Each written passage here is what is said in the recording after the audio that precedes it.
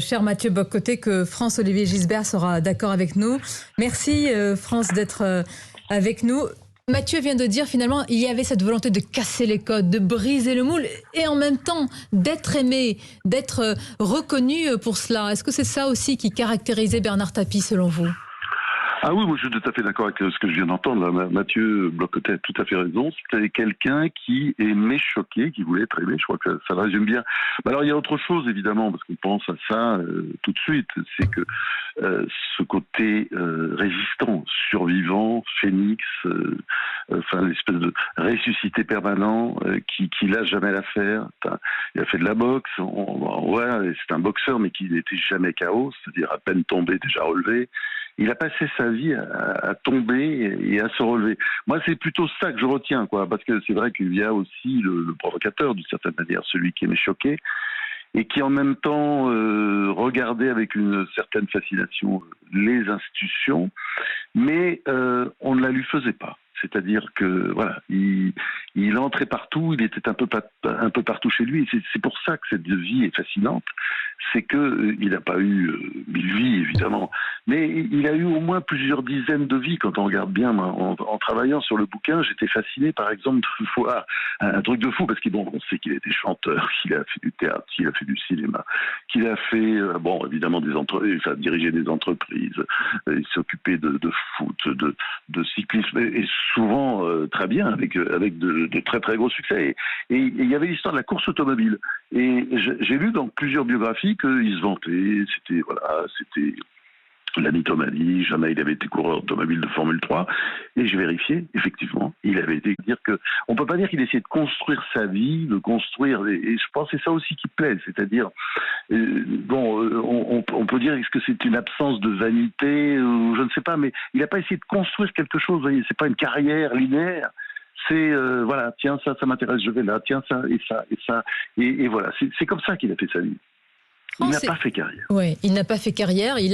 C'est l'accomplissement en réalité. C'est pas la réussite, c'est la différence avec l'accomplissement. La nuance est grande. France, il y a aussi ce rapport avec François Mitterrand et vous connaissez très bien toutes ces arcanes. Évidemment, on s'est beaucoup demandé si à un moment François Mitterrand, il y avait une forme de fascination réciproque, mais si le président ne l'avait pas aussi quelque part utilisé, trouvant une sorte d'animal hors norme qui pouvait servir, mais dans le bon sens, dans le combat politique finalement. Alors, utiliser, c'est peut-être pas tout à fait le mot, mais vous savez, Mitterrand, il était un peu d'ailleurs comme Chirac. Ce sont des gens qui s'intéressaient aux autres, aux personnages, et qui essayaient d'avoir une petite, oui, c'est comme des petites plantes, là. On les plante, on les arrose, on regarde ce que ça donne. Vous voyez, donc ils avaient, d'ailleurs, aujourd'hui, il y a encore des gens qui ont été créés, inventés par Mitterrand, qui sont en politique, le président du Conseil constitutionnel et beaucoup d'autres.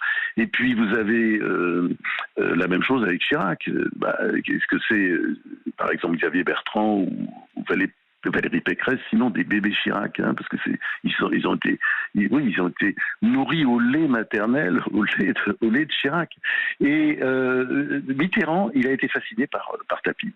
Moi, je me souviens bien, j'ai vu Tapie tardivement, contrairement à tous mes confrères. Moi, j'étais un fan de l'OM quand j'étais gosse, mais je dois dire, j'allais pas voir les matchs, disons, vous savez, ces avions qui remplissaient, etc.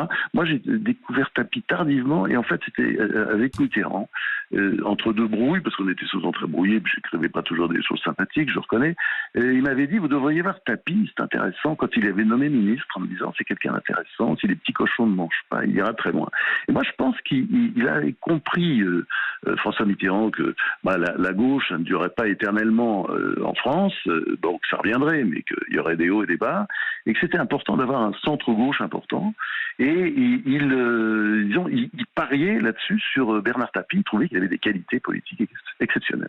Et il disait ça. Il m'avait dit, mais il a un charisme quand même de fou. Regardez, on en avait reparlé après, parce que je me souviens, j'avais invité à déjeuner pour voir, parce que si le président de la République vous dit, tiens, vous devriez voir machin, c'est intéressant, c'est intéressant de voir pour l'avenir. Et c'est vrai que j'avais trouvé, quelqu'un de...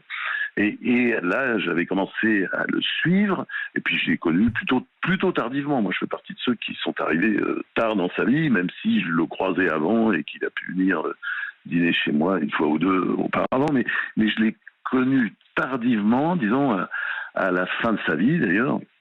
Et je dois dire que j'ai retrouvé ce que disait tout à l'heure Mathieu Bock-Côté, c'est-à-dire ce côté je casse les codes, je m'en fous, j'avance, j'en ai rien à foutre des cons, etc. Et en même temps le besoin d'être aimé, ça c'est sûr.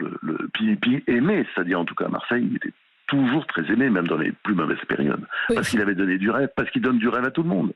Parce que c'est le petit gosse qui venait de son taudis de la Seine-Saint-Denis, hein, parce que c'était ça, il habitait dans un petit taudis à 4, hein, c'était un petit truc qui faisait pas 20 mètres carrés, hein, un petit machin. Ils ont vécu là-dedans à 4, et il est sorti de là, et même pas peur. Il avait peur de rien, et il fonçait, il avançait, voilà, il devenait ministre, il dirigeait un grand club de foot, après avoir fait gagner le Tour de France. La dernière fois que la France a gagné un tour, c'était sous les couleurs de Bernard Hinault, de la Viclair, qui était à l'époque la propriété de Bernard Tapie. Enfin voilà.